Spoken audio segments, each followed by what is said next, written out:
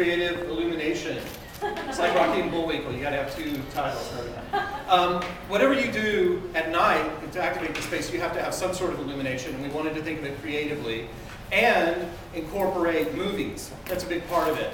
I just happened to have gone to San Francisco last year for vacation, and in Union Square, it's sort of in the middle of nowhere, and they do movies, they had flame juggling, they had all kinds of stuff going on, even at night, even in the cold weather and the fog. It was a heck of a place. So that's what we want to do here. We want to attract people like moths to a flame by having light, because at night that will help. And you've got to have light so it's practical too. So we've got the picture of the movie being projected on the side of the building.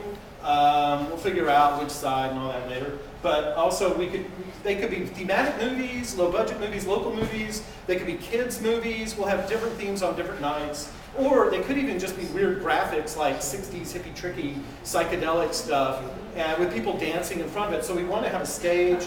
You could have live accompaniment of pianos to a silent movie, or you could have people dancing, doing this sort of artistic thing with the light being projected on their bodies, the shadows being projected on the wall, and the pattern on the wall behind them. So it could be really cool. Obviously, there are a lot of practical issues of power and getting the right to do this, especially if we want to juggle fire next to the governor's mansion, which is be really exciting when we get there.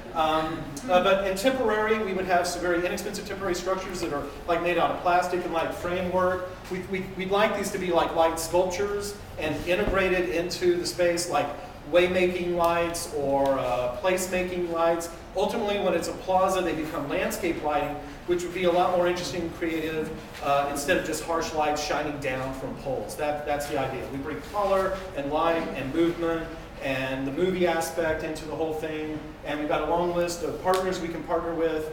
It's going to be a public-private thing because we've got to get the permission from the local authorities. But then also, Austin has a big movie industry here that we hope to tap into. I think that kind of says it all. Unless you guys have anything else you want to mention? Well, I mean, we talked about it could both be long-term and short-term. I mean, it's like short-term we get Alamo Theater, Rolling Road Show. I mean, something like that. It's like this could really happen pretty soon. But yeah, when you start looking at the stage and some of the infrastructure, it's